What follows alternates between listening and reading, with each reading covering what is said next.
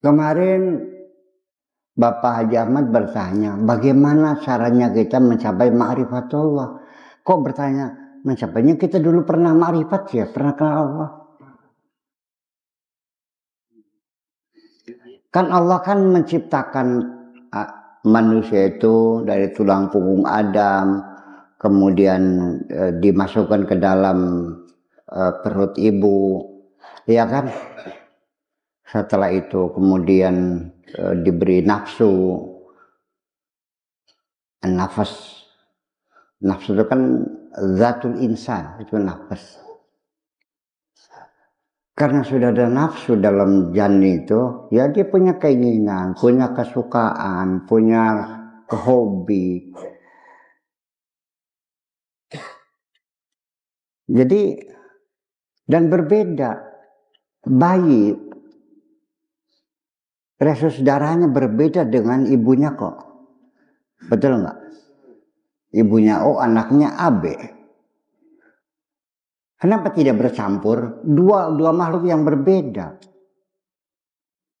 Ini kan bayi makanya melalui plasenta, ya kan?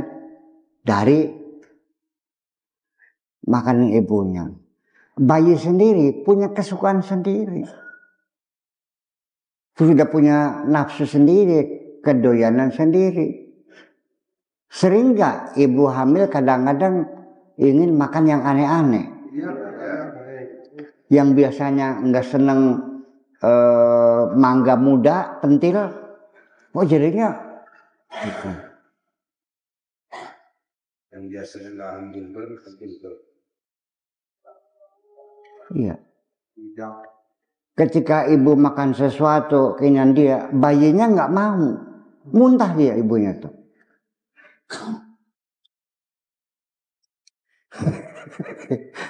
Iya. Dan ketika kita dalam janin, kita kan lalu dipertanyakan oleh Allah. Wasyadna ala anfusihim. Wa qala alastu bi rabbikum? Qalu bala, syahidna. Aku Tuhanmu bukan, kata Allah.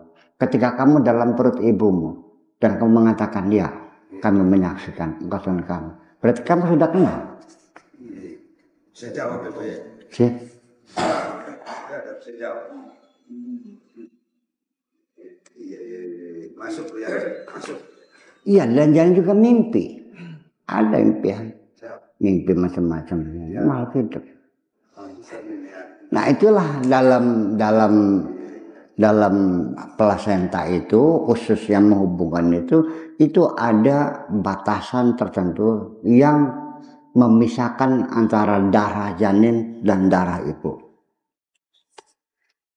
Kalau kamu darahnya AB, kurang darah dimasukin darah B, mati nggak kamu? Janin makanya dari badannya ibu. Kok kenapa darahnya berbeda? Nggak bercampur. Suami. Non. Darah suami katanya. Apa aja? Darah suaminya. Darah suaminya. Yang hamil siapa yang hamil? Sudah dicampur. Nah sekarang ibunya O darahnya, bapaknya O. Kok anaknya AB? Oh ini O plus, ini O minus.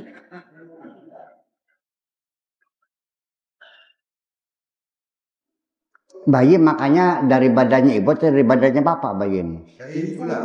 Pernah kan dipanggil bapaknya bapak?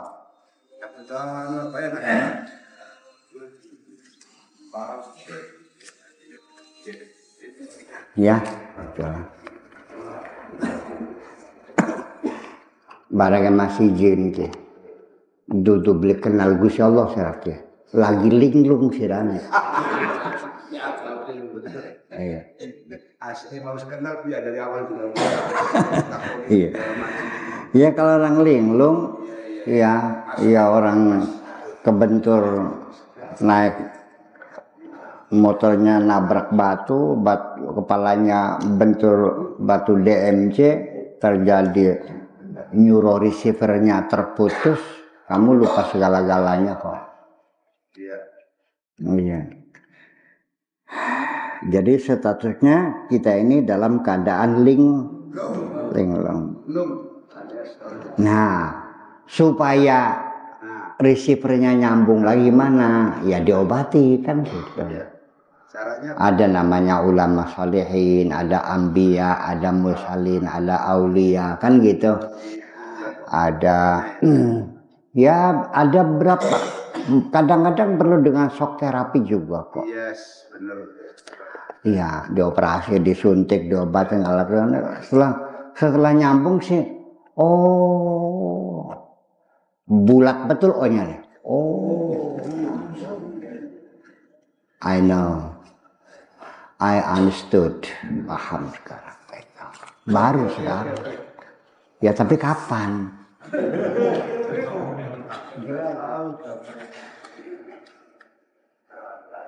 Ya kapan gitu? Ya meta banget dong seperti itu.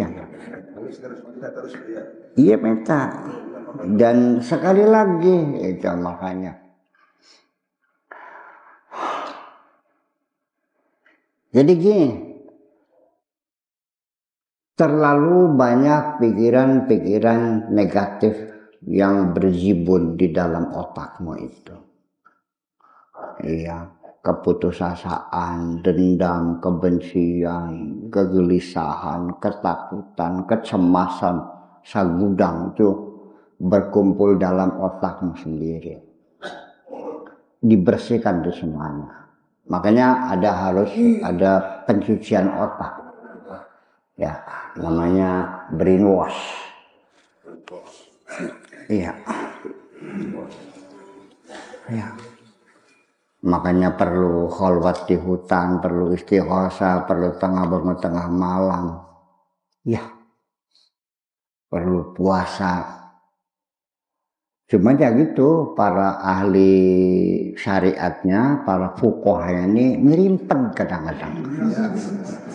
Hukumnya gimana? Teman. Puasa 3 hari enggak mau itu bagaimana? Itu kan haram. Wa inna 'alaika lil jasadi haqqan. Ya wis lah. Non. Ya iya.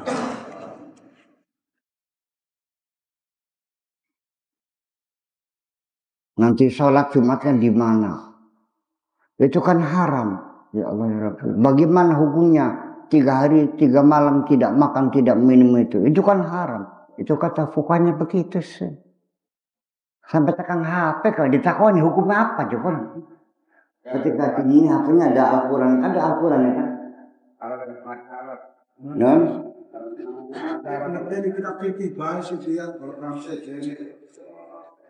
Maksudnya kan?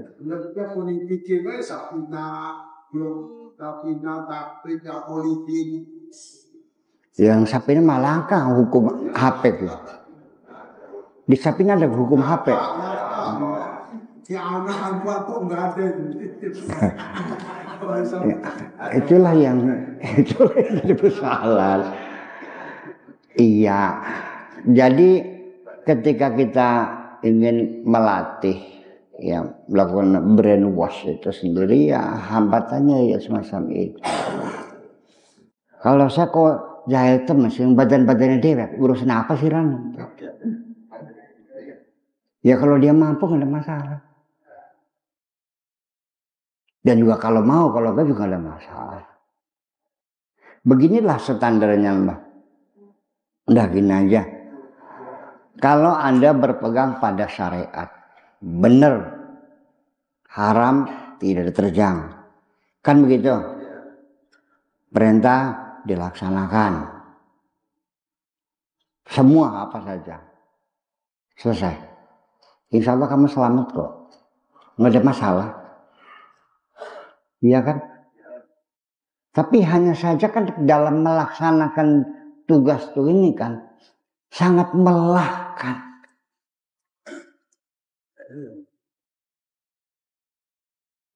Anda boleh nggak sing sembayangnya diam? Harus kepaksa. Maka sodako eman beli.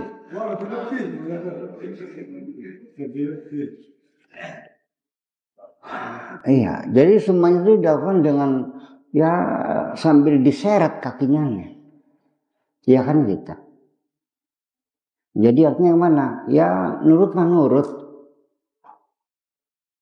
Tapi saya sebagai orang tua juga melihat anak saya ketika disuruh dia melaksanakannya dengan malas-malas, beli doyan kita mah.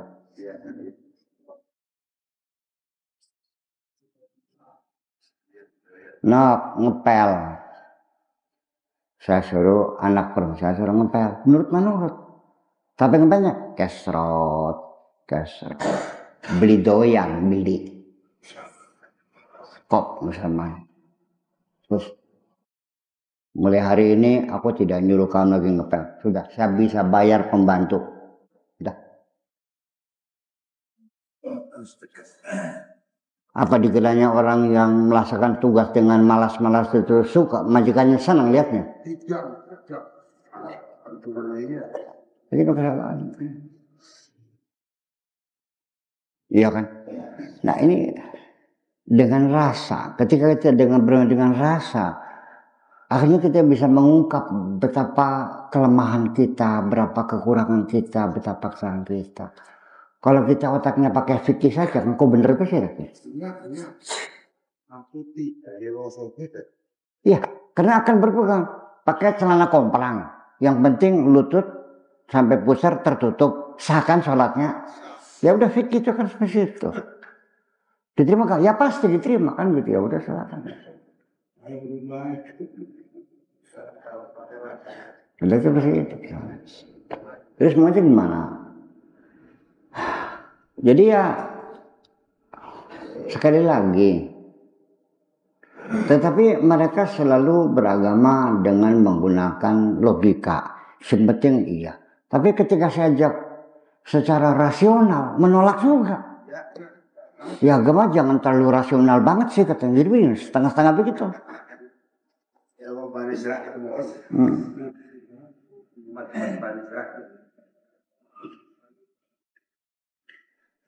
Jadi artinya begini, yang menyebabkan kamu tidak kenal-kenal tuh terlalu banyak yang mengacaukan pikiran kamu. Iya kan? Karena kamu sedang sibuk sendiri, mikirin utang, ya kan gitu, mikirin pekerjaan belum selesai dan sebagainya. Ada cewek lewat segitu cantiknya, terlewat tidak pernah kamu tatap. Ih karena bocah inti aja, bocah. Ih sih mana mata bilok mana. Bukan lagi sibuk sendiri. Sehingga ketika kamu melakukan sholat juga nggak bisa khusyuk. Apalagi mikirin Allah. Sholat saja hanya 5 menit. Nggak jelas kok.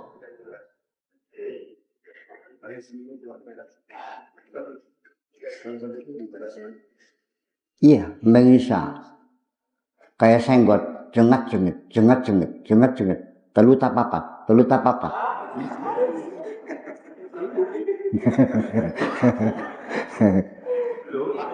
Kita gus masa Fatihah dulu muka ya.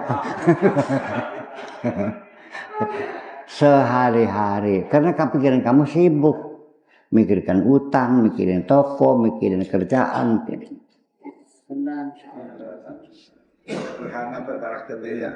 Iya, karena tidak konsentrasi. Itu persoalan. Jadi hijab itu bukan hijab dalam artian tabir seperti ini. Hijab itu artinya perhatian kamu teralihkan ke yang lain. Sehingga kamu tidak bisa fokus. Sampai ketika mau menikmati makanan pun kamu tidak pernah menikmatinya. Bagaimana menikmati orang makan terburu-buru, beli di mama ini leg-leg baik kayak ula. Saking terburu kerjaan, tep.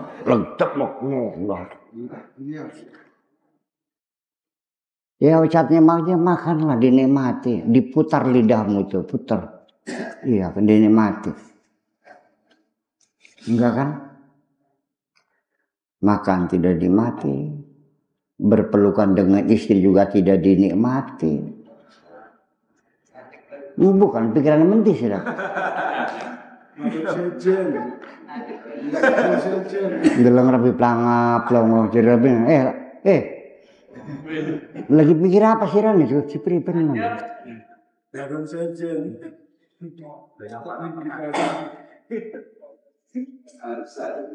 Di kelas pun mendengarkan guru menerangkan, tidak ada yang masuk dalam telingamu. Ya, betul nggak?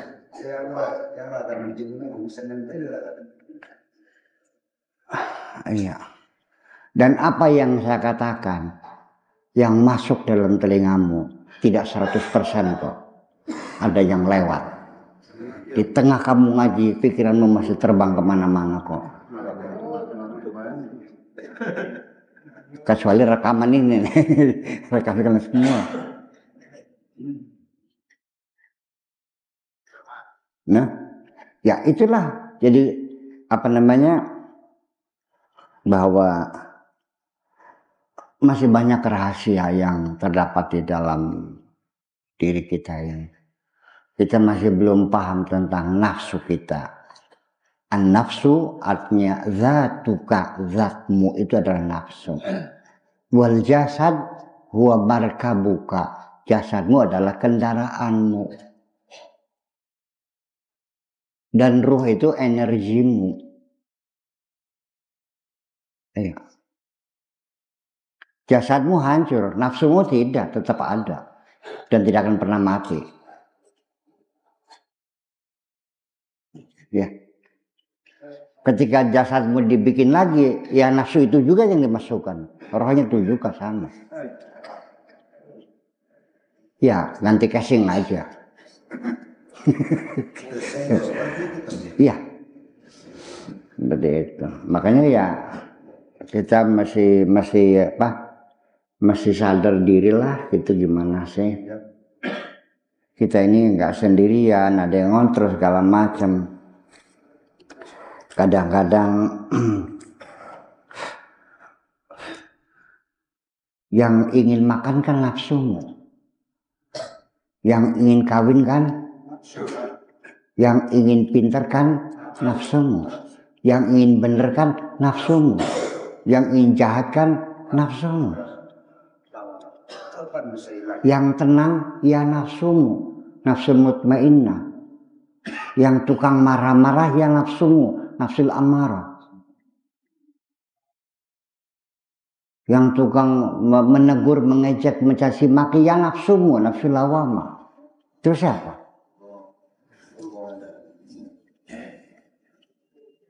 Dan begitu Allah mengatakan nafsu itu kepada dirimu. Wa asyadna ala anfusihim wa akhrajna ala anfusihim. Nafsu kamu, begitu roh kami mengatakannya.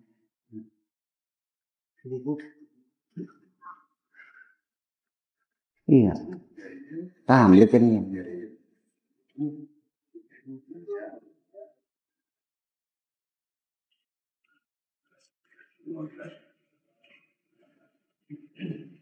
Non? Masuk baik.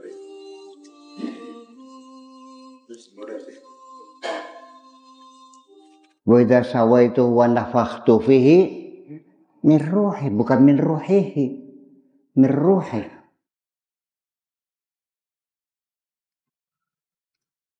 Ya.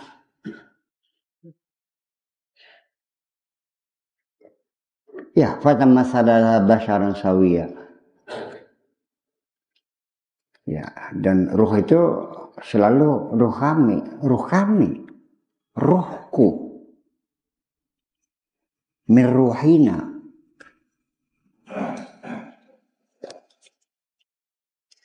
Bahkan ya nafsuka. Berarti ruh nisbatnya kepada Allah, kalau nafsu ya pada ila zatika, itu persoalannya. Paham? Gitu.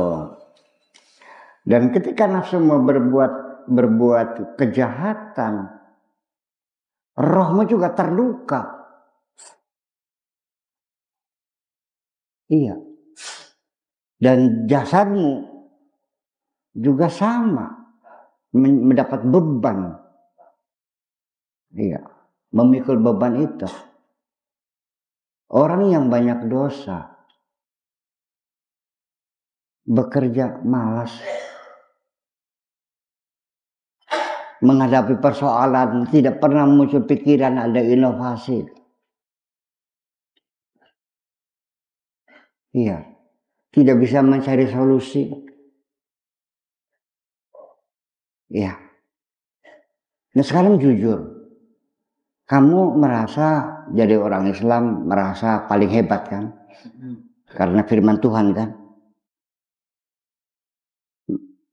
Kamu kan merasa hebat karena jadi Muslim kan? Iya. Buktinya mana? Iya, karena kata Allahnya kuntum khaira ummatin. Jadi masa Allah bohong? Berarti kita orang hebat. Begitu saya tanya, di mana kamu hebatnya? Kamu pintar enggak? Kamu kaya enggak? Kamu rukun enggak hidupnya? Apa jawabannya? Ini kan firman Tuhan. Masa Allah bohong? Kamu kuntum khaira ummatin. Terus belikin tinggal balik pak. Padahal kan ngomong karo watu. Iya kan? Mereka yang nafsunya hidup di Eropa, di Amerika, di Belanda, di Inggris, begitu menghadapi satu masalah, dia lompat dan melanjutkan perjalanan, mencari penyelesaian. Tapi kamu begitu menghadapi kesulitan, kamu mundur mencari solusi dari sejak abad ke-7, mencari dalil.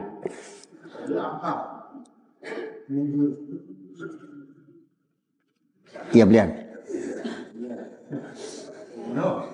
Ayo.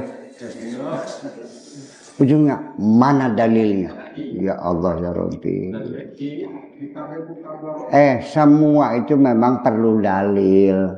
Kalau tidak ada dalil, namanya ngomong kosong. Betul nggak? Kalau tambah dalil, ya kita bisa berkata apa saja. Kecamatan Kertasmaya, ini semuanya tanahnya milik saya. Percaya nggak? Perlu dalil nggak? Dalil. Ini sertifikatnya tuh, segotrok tuh sertifikatnya, semuanya milik saya semuanya. Itu dalil. Itu dalil. Dalil itu bukan hanya qala ta'ala qala rasul. Lah ya itu dalil. Kan bisa aja orang ngomong ngaku-ngaku kan anu kan.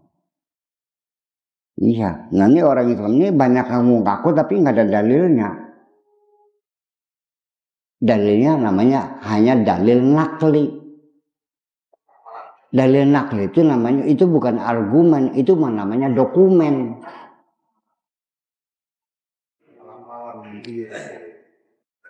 Dalil akli itu argumen, kalau dalil nakli namanya dokumen.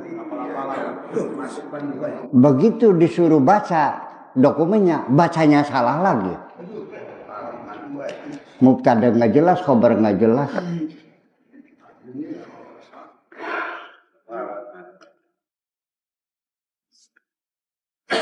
Iya.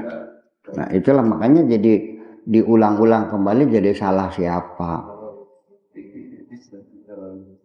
Bahwa kita sudah tidak berpikir lagi. Ini kan sesungguhnya kan sebetulnya kan begini kan sudah kamu rasakan sendiri.